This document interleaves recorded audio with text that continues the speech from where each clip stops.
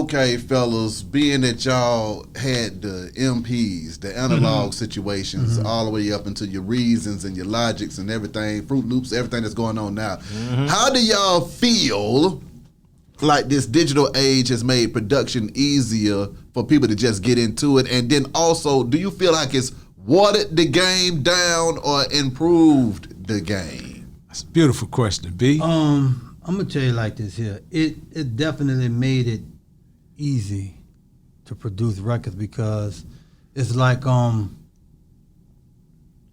you look at the content of lyricism now, right?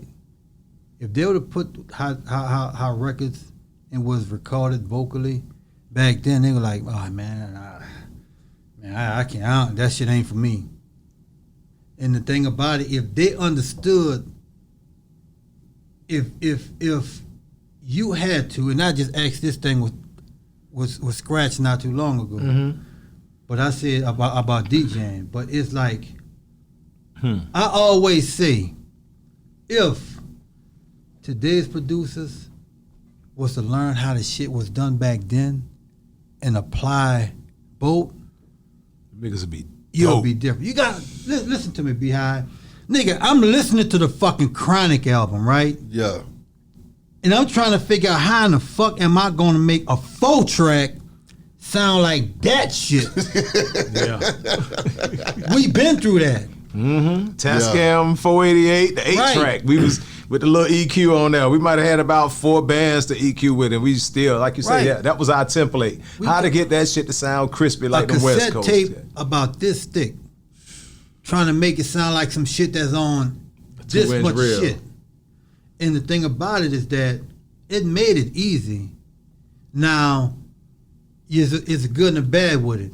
That's just like you look at the DJs today saying that, man, y'all all that fucking push button DJ shit and y'all doing this and doing that and all that there, coming back in the days and doing that. But one thing I would say that, okay, all of the old school DJs, would you rather carrying your crate of records in the laptop or bringing all them fucking crates? Pick a side. Exactly. So if you had to take one with the other, but it made it easier. And the thing about it is, for me, I learned how to play from that era. Opposed to like right now, I can snatch a MIDI pack and take some chords and just drag them on the track that's already played. Yeah, man. It takes the creativity out of it. That's why I like a lot of producers now. That's why the sound the same. To where we spending $100, nigga, taking a chance on. But I bet you they have some dope shit on this album. Just looking at the album cover. Yeah. And buying and paying fucking $40 for that bitch, and you don't get nothing but a hi hat. Yeah, that's real. See, these are the chances that we took, and the thing about it, we had to set them drum packs on CDs. We used to hope that you get some good drums out of there, man. And we had to, everything about how we did records then, we had to make that. It was no TV dinner cooking like that. That's real. You had to cook that shit. Yeah. Like an ASR 10. I don't know if that's a computer. I mean, that's a keyboard that you may hear about a lot, from Timbaland, Pharrell, to all the greatest that have touched the ASR. Yeah. And when you cut that keyboard on, there's nothing there. It's a clean slate. It's all about what you're gonna do. Right. Are you gonna get this shit from another keyboard? Are you gonna sample it from a record? Or you might just have a stack of discs that it came with, but that still wasn't enough. So you had to get hella creative, man. And that's what, to answer your question, it watered it down. Okay. Yeah.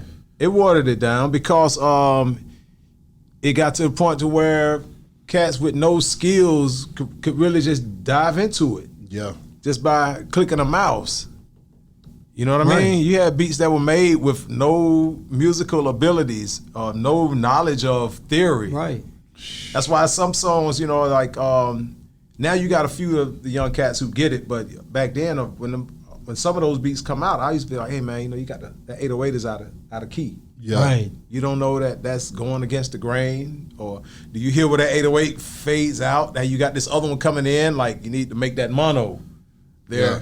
So it's a few things where you could tell that they were just dropped into this shit and don't know anything, even just input and output. okay, if you plug this in and this in the input, you even understand input and output. Exactly. But a lot of people haven't physically touched jacks before and plugged shit in. They don't get it. So, and it went from having to have what a $15,000 or $20,000 budget to have a full-fledged studio to produce, not to record, but to create music.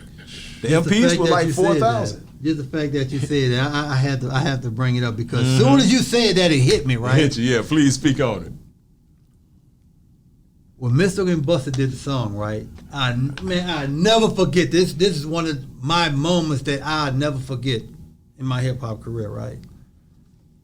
The No Limit studio was probably about the size of this room right here. Probably a little bit smaller. Set up the same way. But Mystikal and Busta did a song, right? Busta came to Baton Rouge. So Busta came in the studio. And so we went to playing some songs, like the song that Mystikal just recorded, and we got, this, boom, boom, boom, boom, boom. So we like, shit, man, I'm ready to rock when we go to the studio. I'm like, nigga, this it. This it. You're like, hold on. You mean all of that shit y'all was doing? Y'all did it on this? And we had 102R and 4/8, my nigga. And he was like, how much all this shit worth? I'm like, everything combined, like 12, 15 grand. He said, nigga, I spent that a week on the blackout rate. He called Chris Lighty B. Chris Lighty came too. It was Busta, Chris Lighty. Rest in peace, Chris. And, good guy, man. And Spliff. They had to see that shit. You like, B, boom, boom, boom. You're like, tell him what you, I said, yeah, everything is bit like 15, 20 grand. He was like, man, y'all, this is what we actually record our music on and mix off this shit here. He thought he was going somewhere bigger, huh? Yeah, he was like, man, I'm ready to hit the studio. I'm nigga, this it. You be there. You was like, yo, y'all do all of that shit in here? I'm like, yeah. My God. And he was like, dude, that's when I realized how much studio time was. He said, nigga, I spent 15 racks for a blockout rate for a week. Oh, yeah, them budgets were hell back then, bro. And y'all, $1 million videos and shit. Yeah, you like, y'all blockout rate, my blockout rate is what y'all pay. My blockout rate for a week is what y'all paid for your entire studio.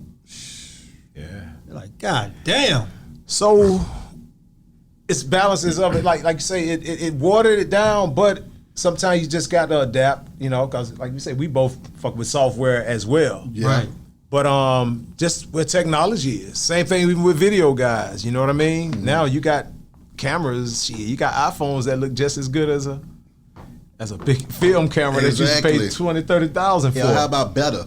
Better, yeah. You know what I mean? Now you videos on camera. Batteries may last longer. You ain't had to keep changing film, changing tapes or whatever. So now the same way that producers came out from the basement up to now you got video directors now, right?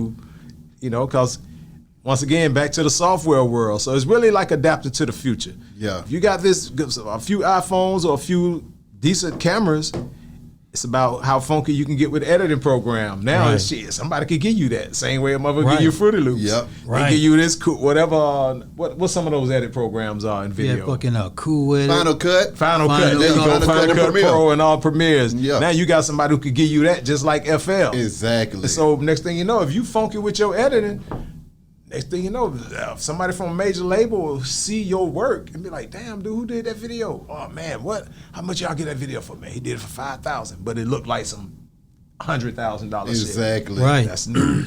So it happens, it's on a lot of different scales of this shit. Just like, the taxi drivers now, they complaining, you got Uber now. Got Uber on your ass. So a lot of this shit, Airbnb, the hotels, right. Exactly. So now it's kind of like, we don't want to sound like no old man just, running from, the change and the evolution, but hell yeah, we just got to adapt, man, and move forward with this shit because, boy, we'll be all day just, it's different though. It's different. And just think about this here too, to add to that.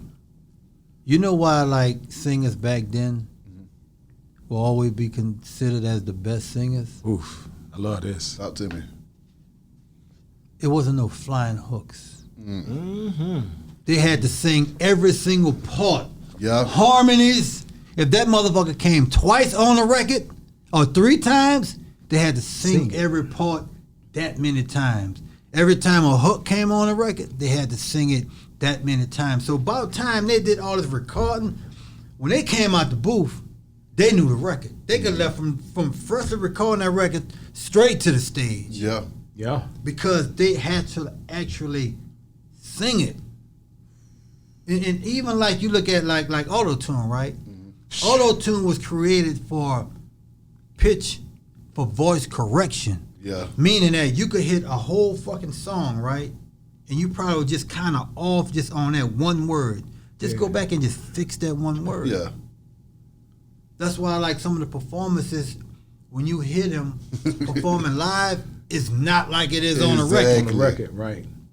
Because it fixed it for them. It made them perfect. Imperfection sometimes be the dopest shit. Come on now. Till So- Rock, I edit mistakes. Edit mistakes, yeah. You know what I'm saying? That was Mantronic, yeah. Right. You wasn't able to edit me. Like, Mantronic might really, I think Mantronic was the first one really doing this shit on the computer. Him and the group Ready for the World. Really? Yeah. Well, you know what? Kraftwerk was a little before them, but Oh, yeah. Mantronic, when everybody was on MPs, around, like, when the MP came out around 87, 88, Mantronic had the damn computer set up. It was in a Scream video. Yeah, he was using computers then. I It was forgot in a what Scream somewhere it video. was. I think but it was Scream. My God. Yeah. Yeah. Now,